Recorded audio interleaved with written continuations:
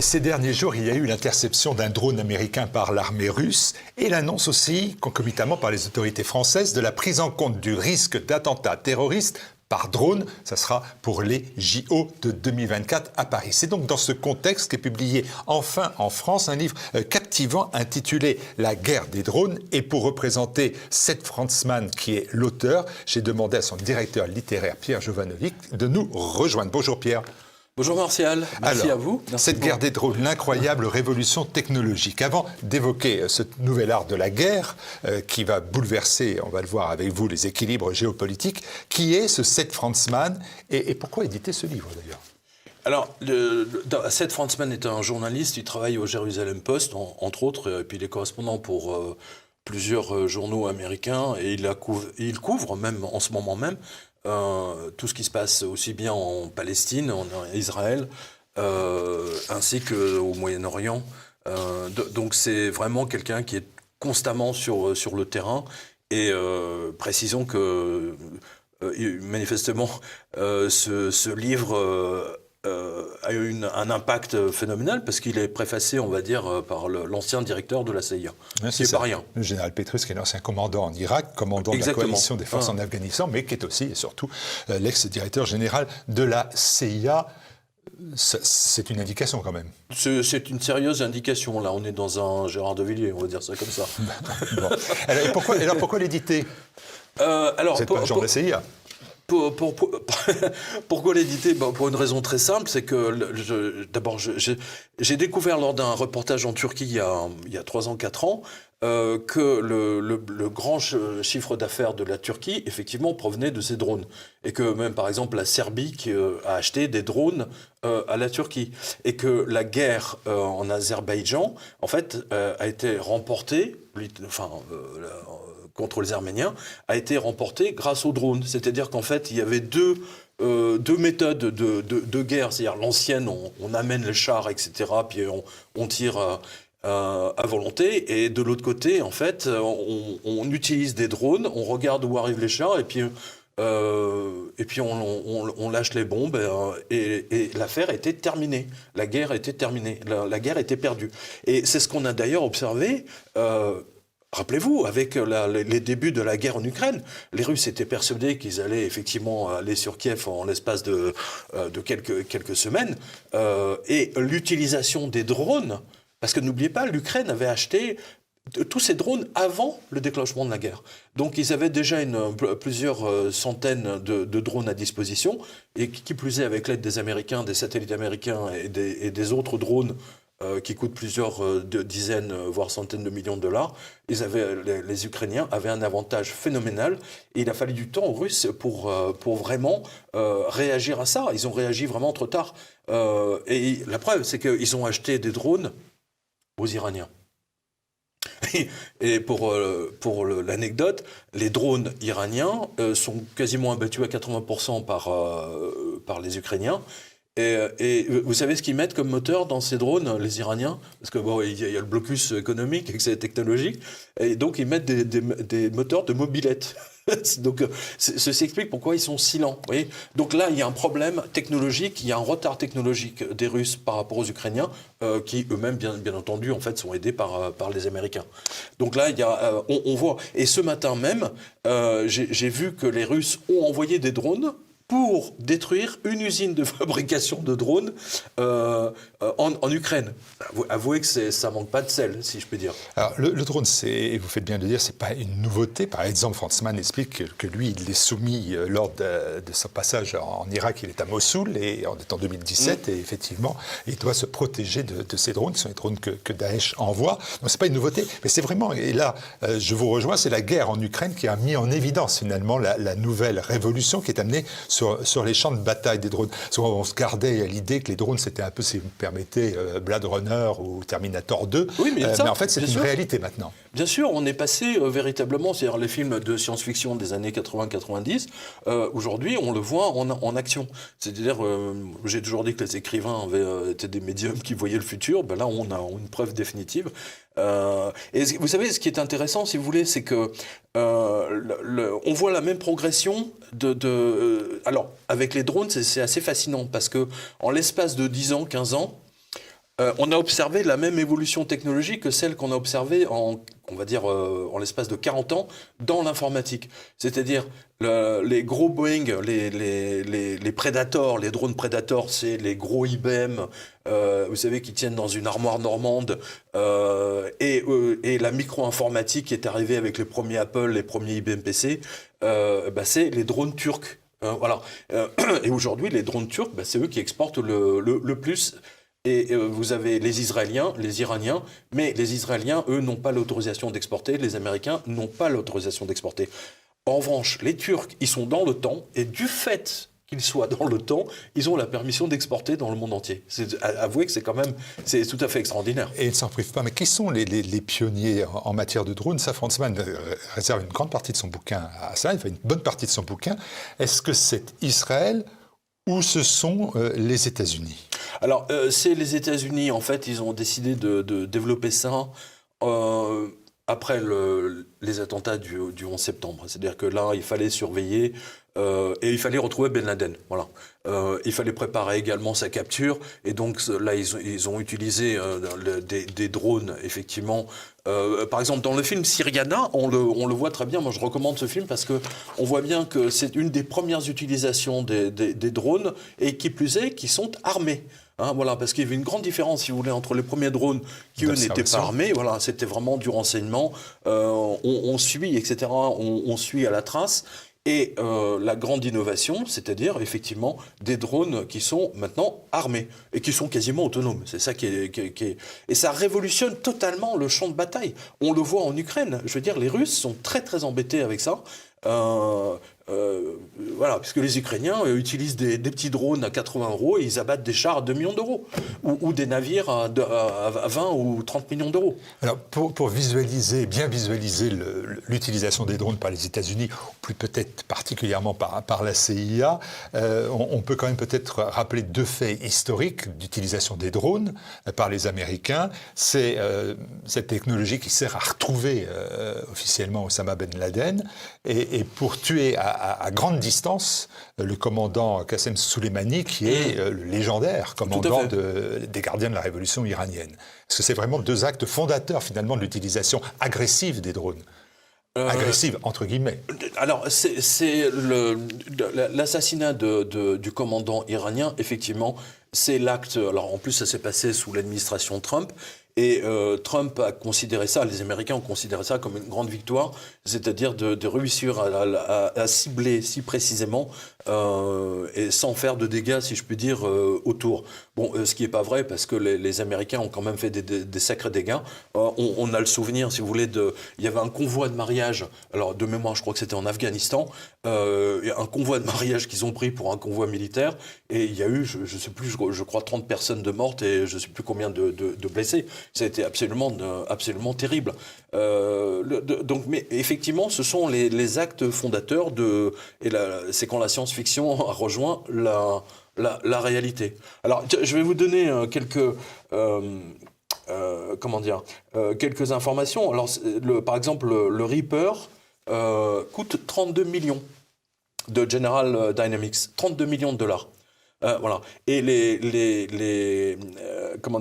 le drone iranien que les Russes achètent, ça va pas chercher très très loin, c'est du genre 200-300 €. Vous voyez.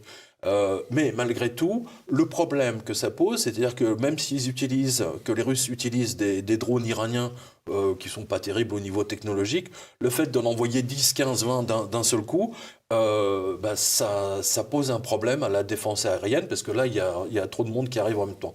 Vous voyez, c'est ça le truc. Et n'oubliez pas, en fait, à la base, maintenant, aujourd'hui, en fait, c'est une guerre comptable. C'est-à-dire que même... c'est une guerre comptable dans le sens où vous obligez l'adversaire à mobiliser ses forces en un point, et surtout avec des drones pour 200-300 €, peu importe la taille du drone, vous abattez des chars, des équipements militaires, des camions de transmission qui coûtent des centaines de milliers de dollars ou d'euros, peu importe. C'est ça qui est intéressant. Et c'est absolument remarquable. Et ça pose un problème aujourd'hui parce que l'infanterie, les règles de l'infanterie telles qu'on les connaît, telles qu'elles sont enseignées aujourd'hui, par exemple, dans l'armée française ou américaine, enfin dans toutes les armées du monde, ne valent plus. C'est-à-dire qu'ils ne peuvent plus se cacher. C'est plus possible. Et pour peu que ces drones aient une optique qui est véritablement qui voit la nuit, écoutez, là, c'est même la nuit, vous ne pouvez plus vous cacher. Vous voyez, c'est ça qui est absolument incroyable. Donc les règles sont changées et tout le monde est en train d'essayer de s'adapter, les Russes les premiers. Voilà. Et on peut dire que les Ukrainiens et les Azerbaïdjanais, en fait, ont innové cette nouvelle guerre avec des drones pas chers. C'est ça qui est intéressant. Vous savez, c'est un peu. Je vais faire une comparaison un peu curieuse, mais on va dire c'est Air France première classe. Donc ça, c'est les gros, les Reaper, les General Dynamics américains à 32 millions de dollars, versus EasyJet ou Ryanair, où le billet coûte 32 euros. Voilà. C'est ça. Mais qui font autant de dégâts. C'est ça qui est dingue. En fait, ce que vous expliquez, c'est que malgré le fait qu'on passe d'une technologie très coûteuse à une technologie accessible à tous, on fait qu'on a quitté, les drones ont quitté les arsenaux des États et des armées pour aller soit vers des groupes terroristes, je pense initialement à Daesh, ou à des groupes de résistance ou d'opposition comme le Hezbollah au Liban et beaucoup d'autres dorénavant. Oui, mais justement, n'oubliez pas, c'est Israël. Israël a développé, effectivement, on va dire que Israël, à sa façon, a apporté sa pierre, on va dire, à l'édifice des drones, parce que ils se sont servis des drones vraiment pour suivre les Palestiniens, pour bombarder les positions palestiniennes, avec des drones pas très très très chers, donc qui étaient souvent abattus d'ailleurs. D'ailleurs, je vous rappelle que les Américains ont perdu un drone à 40 millions de dollars qui était en train d'espionner l'Iran au-dessus de Téhéran. Et les Iraniens ont affirmé avoir piraté à distance donc le signal du drone américain qui s'est écrasé près de Téhéran. Et aujourd'hui, les Américains sont extrêmement embêtés parce que les Iraniens sont en train de récupérer toute la technologie de ce drone qui leur a coûté des millions et des millions. Autre notion aussi évidente, c'est que celui qui était le harceleur, l'observant ou l'attaquant avec ces drones aujourd'hui, eh bien, c'est souvent inversé. Par exemple, Franzmann explique que quand il est à Mossoul, eh bien, il se protège des drones de Daesh, alors que bien évidemment, l'armée irakienne, aidée par l'Occident, devait, être dans le rôle d'observation et d'attaque contre Daesh. Et en fait, ils sont obligés de se protéger des drones que Daesh envoie. Ah mais tout à fait. Alors, vous savez, alors justement, c'est un point très intéressant parce qu'en fait, vous avez deux types de drones. Vous avez les drones, si je peux dire, avec des ailes, et puis vous avez les drones avec des hélices. C'est-à-dire que vous avez 2 ou 4 hélices. Donc la façon hélicoptère. Mais aujourd'hui, par exemple, en Ukraine, c'est surtout ces drones-là. En revanche, les Américains utilisent majoritairement en Afghanistan, en Iran, etc., leurs Predators, les General Dynamics, qui peuvent rester quasiment 30-35 heures en l'air, est toujours en train de surveiller véritablement la totalité de la zone. Alors, je vous donne une indication. Par exemple, sur le tout ce qui est General Dynamics, les Américains ont mis au point un nouveau système d'observation, c'est-à-dire qu'en fait, ils ont réussi à amalgamer dans une sphère 1000 caméras de téléphone portable. C'est-à-dire que vous prenez des téléphones portables du commerce, vous prenez leur caméra, qui est une technologie que Nokia avait inventée notamment pour le N9 de mémoire. Et en fait, ils ont mis l'équivalent de 1000 caméras ensemble. Et cette nouvelle caméra vous donne une définition, écoutez bien, de quasiment 2 milliards de pixels. Ce qui veut dire qu'en fait, ils sont capables en fait, de surveiller en temps réel et de zoomer véritablement juste sur un point avec les caméras, avec une observation précise de quasiment un demi-mètre, ce qui est absolument colossal. C'est même complètement fou quand vous réfléchissez. qui dit aussi drone à bas coût, c'est aussi la multiplication des pays qui commercialisent finalement ces drones. Vous avez parlé de la Turquie, qui associe son influence grâce aux drones de combat de type Bayraktar, ou aussi même des porte-drones. Le Bayraktar, c'est pour ça que je vous laissais le dire, parce que je sentais bien que j'allais me planter. Le fameux TB2. Voilà.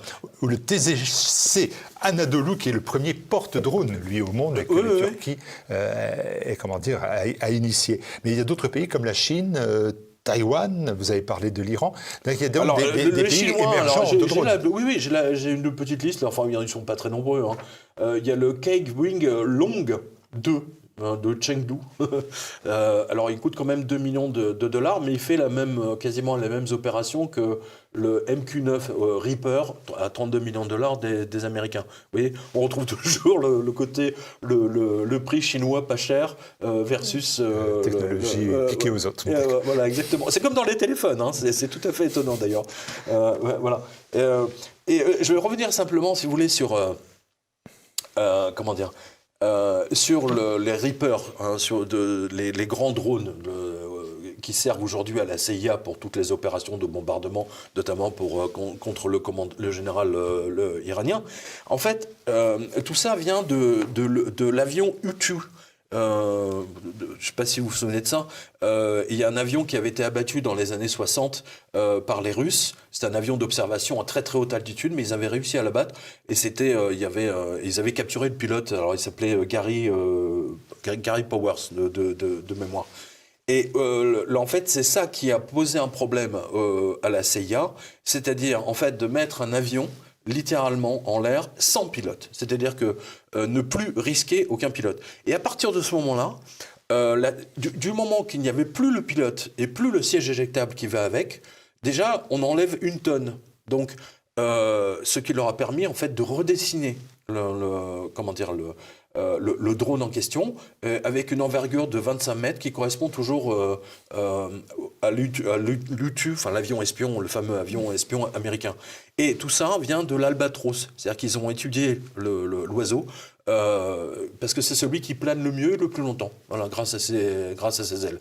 C'est tout à fait étonnant l'histoire de la fabrication de ces drones américains en fait. Ils avaient lu Le Poète. La question qui se pose dans toute guerre, c'est comment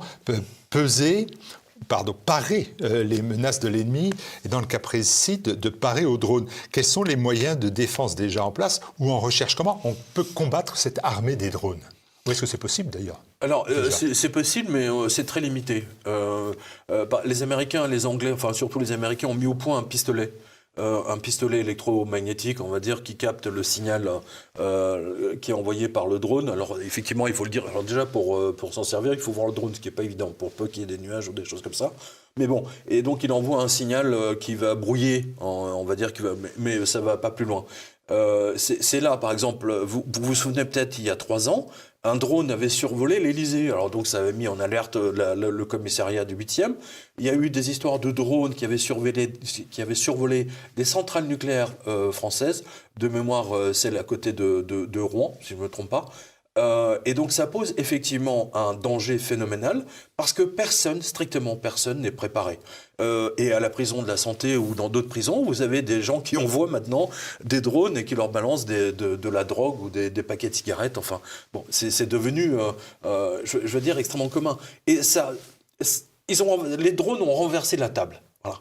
Et aujourd'hui, vous l'avez mentionné au début de l'émission, effectivement, comment faire pour, si des gens veulent effectivement utiliser des drones pour balancer des grenades, des choses comme ça, comme ils le font en Ukraine, avec une facilité tellement déconcertante qu'effectivement, ça pose un problème aujourd'hui pour la sécurité. Donc quand on apprend que les autorités françaises prennent en compte le risque d'attentats terroristes par drone pour les JO de 2024 à Paris, vous dites que c'est nécessaire de prendre en compte cette réalité. Impossible.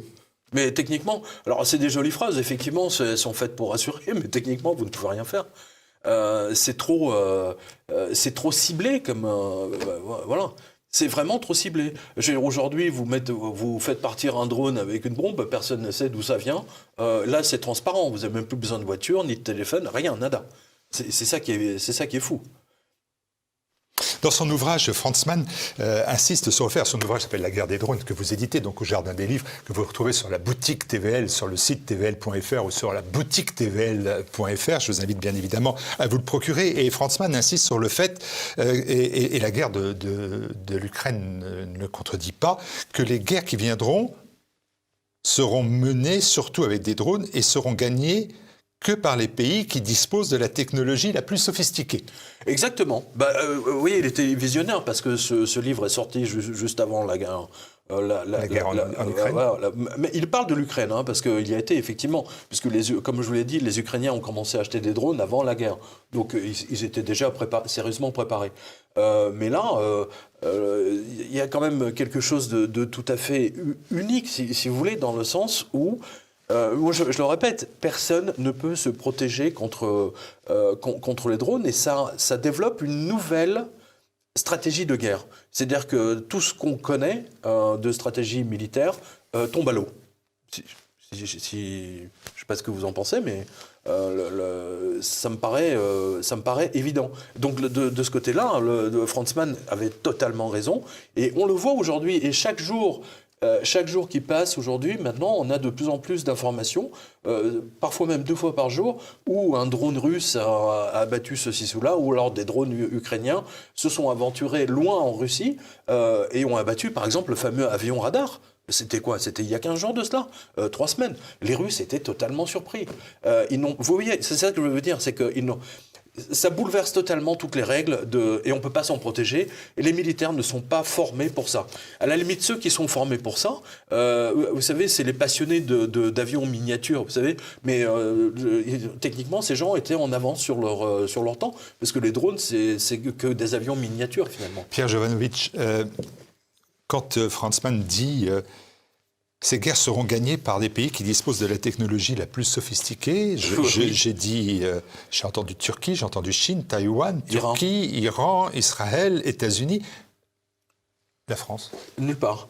Enfin, si, bon, il y a quelques projets d'assaut, mais ils sont là. On n'a pas vu, on a vu des drones le 14 juillet sur les Champs-Élysées. Vous avez vu 2 drones qu'ils ont achetés, je crois qu'en plus ils ont dû les acheter aux Américains. Donc c'est ridicule. Attends, vous savez combien de drones ont l'armée américaine? 10 000. 10 000. Aujourd'hui, l'armée ukrainienne a plus de drones que l'armée française. Donc, ça vaut déjà. L'armée de l'air et les généraux à la tête qui commandent en fait l'armée de l'air sont passés totalement à côté. Exactement comme en 1940, les gens sont totalement passés à côté de la nouvelle doctrine que Patton et le général de Gaulle avaient élaborée, élaborée, c'est-à-dire l'utilisation massive de chars. Les Allemands ont inventé la Blitzkrieg et les Français se sont fait, on connaît l'histoire, se sont fait étaler. Et là, c'est exactement la même chose. Et en fait, il y a une rupture géopolitique. Alors, c'est ce que montre Franz Mann, mais c'est ce que dit également le général de Petraeus, qui a piloté la CIA. C'est-à-dire qu'en fait, ce sont les pays qui développent, qui ont une industrie du drone, qui vont récupérer en fait la mise. Ça va être les nouvelles superpuissances. Et c'est là où ça devient intéressant. C'est-à-dire qu'en fait, la Turquie s'est mise au rang des États-Unis, de la Chine et d'Israël. Enfin, Israël ne compte pas vraiment parce qu'ils n'ont pas le droit d'exporter, ils ne le veulent pas. Ils préfèrent exporter leur logiciel espion pour espionner les téléphones de Macron et d'autres chefs d'État. Oui. C'est un vrai souci, mais c'est un vrai souci pour la France et on est passé à côté. Voilà, on est en 1940 à nouveau. Alors, c'est ce que dit Franz Mann, mais c'est ce que disent aussi. Si c'est pas la France, c'est l'Europe, alors non. Non, les Allemands également. Non, ils sont passés à côté, tout simplement. Au début, vous savez, ils prenaient les drones pour eux, les drones, si vous voulez, c'est un avion télécommandé. Vous savez, c'est comme ces amateurs qui se réunissent le dimanche pour faire décoller leurs petits avions sur des petits aéroports privés. Pour eux, c'était ça l'idée. Ils sont passés complètement à côté. C'est terrifiant d'ailleurs. Ils ont donc rattrapé le Pourtant, retard. Dieu seul sait si on a les ingénieurs, la technologie, que ce soit chez Dassault ou chez Thales et ailleurs. Enfin, je veux dire, c'est pas la technologie qui nous manque, mais il nous manque des visionnaires. Oui, par exemple, Bakhtiar. Oui, je le prononce bien. Bakhtiar, par exemple, c'est le beau-fils d'Erdogan. Bon, alors, en même temps, c'est un ingénieur. Et c'est lui qui a décidé, qui a poussé effectivement son entreprise à développer comment dire, cette industrie du drone. Et jamais il n'avait imaginé que ça prendrait une telle dimension, au point effectivement de remettre la Turquie sur la carte des grandes puissances mondiales. C'est tout à fait extraordinaire. En rattrapant notre retard, eh bien, ça va être une concurrence au moins acharnée entre les États-Unis, la Chine, Israël, l'Iran, la Turquie, la France et l'Allemagne quand même. La France et l'Allemagne, qui chercheront aussi à être des superpuissances dans ce domaine-là. Écoutez, on voit bien qu'il y a des tensions aujourd'hui dans l'Europe, que l'Europe n'est plus du tout celle qu'on a connue, qui a permis Airbus, par exemple. Hein, il y a trop de désaccords maintenant, notamment sur les avions, sur les ventes d'avions, etc. Et on voit bien que les Allemands, eux, vont acheter des drones américains. Donc déjà, l'affaire est pliée, quoi. Voilà, il ne vous reste plus qu'à acheter la guerre des drones, le nouvel art de la guerre qui a bouleversé, qui va bouleverser. C'est de l'espionnage technologique, c'est vraiment remarquable. Je pense que De Gaulle aurait adoré ce livre, littéralement. Si vous le dites, il faut donc l'acheter. Véritablement. Voilà. Non, je suis très sérieux. Parce que si vous reprenez... moi, je connais bien l'histoire de Patton et également celle de Gaulle. Et ces deux visionnaires qui ne se connaissaient pas, mais les deux avaient théorisé de l'importance de l'utilisation des chars pour avoir une guerre à toute vitesse. Et malheureusement, on ne les a pas trop écoutés. Voilà, bouleversement des équilibres géopolitiques mondiaux, les drones. Merci Pierre. Merci à vous, Martial.